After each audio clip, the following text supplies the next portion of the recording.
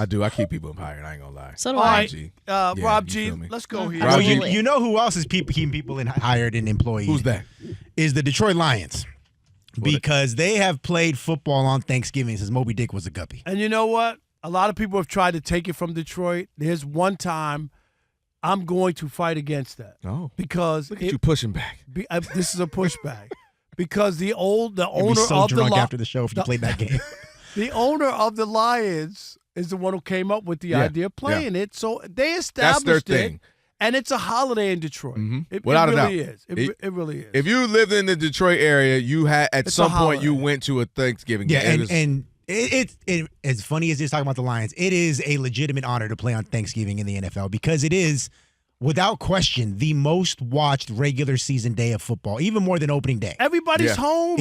Numbers are crazy. Everybody's locked in. And it's most of the country's cold. You're not going anywhere. You get up and you're in a off lot of from places. work. Yeah. Right. And so Joe Burrow will be playing on Thanksgiving tomorrow night, we believe, against the Baltimore Ravens. And he was asked by the media earlier this week what it means to him to play on Thanksgiving. Take a listen.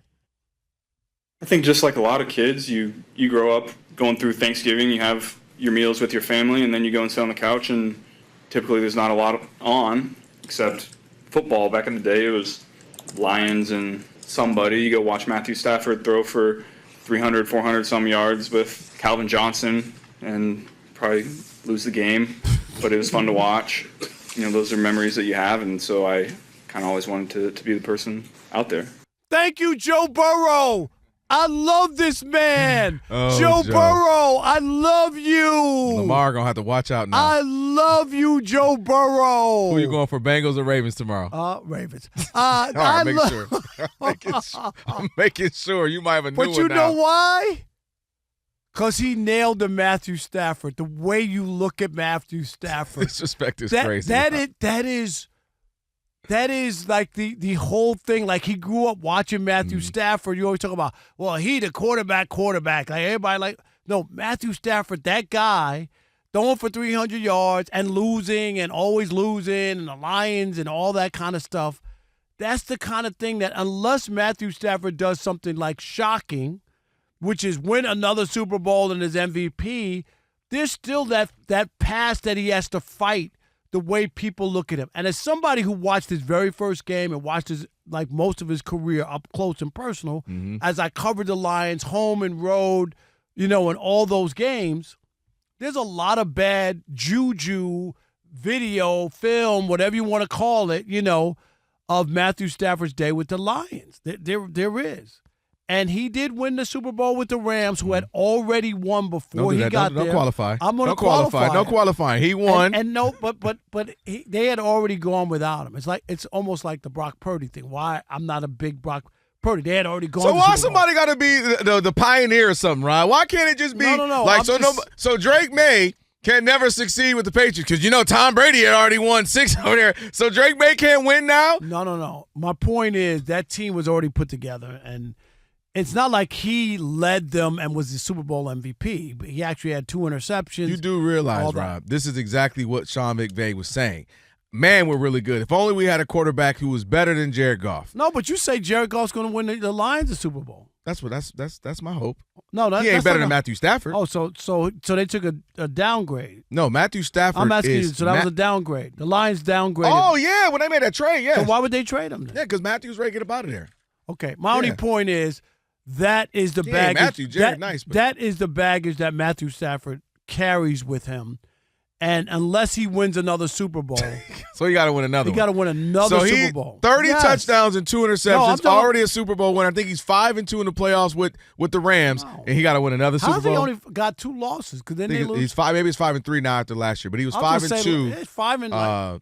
What about the 3 losses with the Lions? I mean, his lifetime. I said with the Rams. No, but his lifetime record is under 500. In the playoffs. Right, I was talking about his playoffs with the Rams. Yeah, but his whole career. So here's what I heard. Are we looking at his whole career or not? But when you said that, I thought you were referring to what I said with the Rams. So, all right, I think you misinterpreted what he was saying.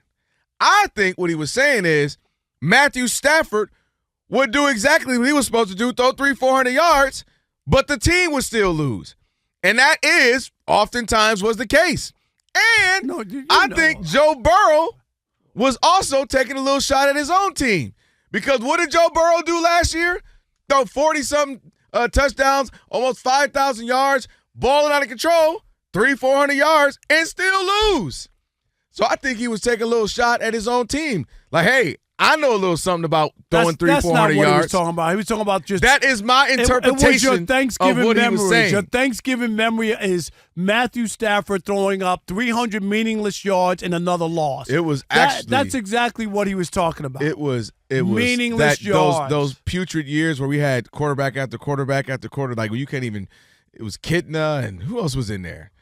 Kitna won 10 games. Kitna wasn't bad. He was like a middle-ish, like, all right, I'm not mad at Kitna. He was like a Jameis Winston. We're like, all right, we can win some, we might lose some, but he wasn't bad. But we had a run of some just bad quarterback play. But no, I think that's more what he was saying. But Matthew Stafford, he has an interesting history in Detroit. We talked about it before.